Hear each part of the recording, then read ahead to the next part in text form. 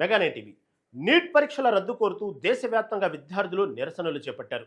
తమ డిమాండ్లకు కేంద్రం అంగీకరించడం, విద్యాశాఖ మంత్రి ధర్మేంద్ర ప్రధాన్ రాజీనామా చేయడంతో జంజీలు తమ ఆందోళనను విరమించుకున్నారు. కానీ పశ్చిమ బెంగాల్లో మాత్రం ఈ నిరసనలు వేరే రూపు దాల్చాయి. విద్యార్థుల ముసుగులో కొందరు అసాంఘిక శక్తులు రోడ్లపైకి వచ్చి విచ్చలవిడిగా హింసకు పాల్పడ్డారు. ప్రభుత్వ వాహనాలను ధ్వంసం చేయడం, పోలీసులపై దాడులకు దిగడంతో కోల్కతా వీధులు రణరంగాన్ని తలపించాయి.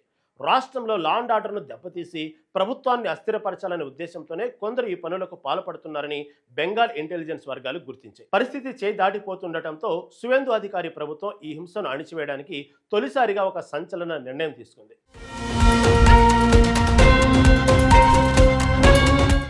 పశ్చిమ బెంగాల్లో నీట్ పరీక్షకు వ్యతిరేకంగా జరిగిన ఆందోళనలు, వాటి అనంతరం చోటు చేసుకున్న హింసాత్మక ఘటనలు ఇప్పుడు కీలక మలుపు తీసుకున్నాయి.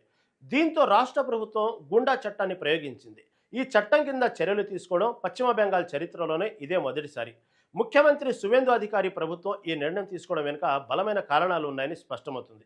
ముఖ్యంగా నిరసనకారుల హింసాత్మక ప్రవర్తన, ప్రభుత్వ ఆస్తులకు జరిగిన నష్టంపై తీవ్ర ఆగ్రహం వ్యక్తమైంది.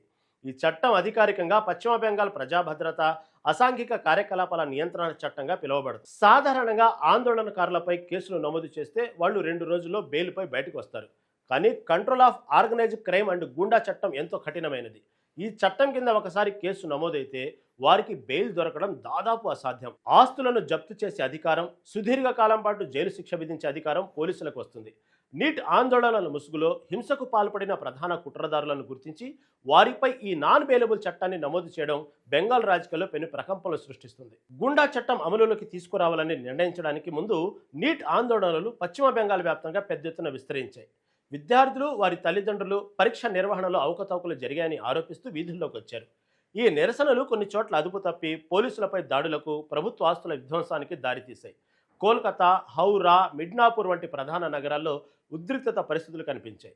ముఖ్యంగా రైల్వే స్టేషన్లు, బస్సులు, ఇతర ప్రభుత్వ కార్యాలయాలపై జరిగిన దాడులు తీవ్ర నష్టాన్ని కలిగించాయి. ఈ హింసాత్మక నిరసనలను అదుపు చేసేందుకు సీఎం సువేందు అధికారి ఈ కఠిన చర్యలు తీసుకున్నారు. ఈ ఆపరేషన్కు సంబంధించి పశ్చిమ బెంగాల్ పోలీసులు ఇచ్చిన ఒక స్టేట్మెంటు ఇప్పుడు దేశవ్యాప్తంగా హాట్ టాపిక్గా మారింది.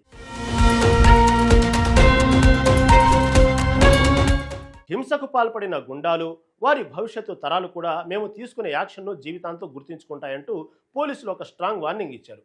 ఎవరైనా ప్రభుత్వ ఆస్తులను ధ్వంసం చేస్తే ఆ నష్టాన్ని వారి సొంత ఆస్తుల నుంచే రికవరీ చేస్తామని ప్రభుత్వం కుండ బద్దలు కొట్టింది. విద్యార్థుల భవిష్యత్తు కోసం పోరాడటం తప్పు కాదని, కానీ ఆ పేరుతో విధ్వంసం సృష్టిస్తే మాత్రం ఏ ఒక్కరిని వదిలిపెట్టే ప్రసక్తి లేదని అధికారులు స్పష్టం చేశారు. ఇక మరోవైపు ఈ పరిణామాలపై బెంగాల్లో రాజకీయ రచ్చ మొదలైంది. గూండా చట్టాన్ని ప్రయోగించడంపై ప్రతిపక్షాలు మండిపడుతున్నాయి. ప్రజాస్వామ్యబద్ధంగా నిరసనలు తెలుపుతున్న విద్యార్థుల గొంతు నొక్కడానికే సువేందు ప్రభుత్వం ఇలాంటి కఠిన చట్టాలను వాడుకుంటుందని విపక్షాలు ఆరోపిస్తున్నాయి. కానీ అధికార బీజేపీ మాత్రం ఈ ఆరోపణలను తిప్పికొడుతుంది. విద్యార్థుల పేరుతో విపక్ష పార్టీలే తమ కార్యకర్తలను పంపి రాష్ట్రంలో అల్లర్లు సృష్టిస్తున్నాయని ముఖ్యమంత్రి ఆరోపించారు. లా అండ్ ఆర్డర్ను కాపాడటం ప్రభుత్వ ప్రాథమిక బాధ్యతని, ఇందులో రాజీ పడే ప్రసక్తి లేదని అధికార పక్షం తేల్చి చెప్పింది.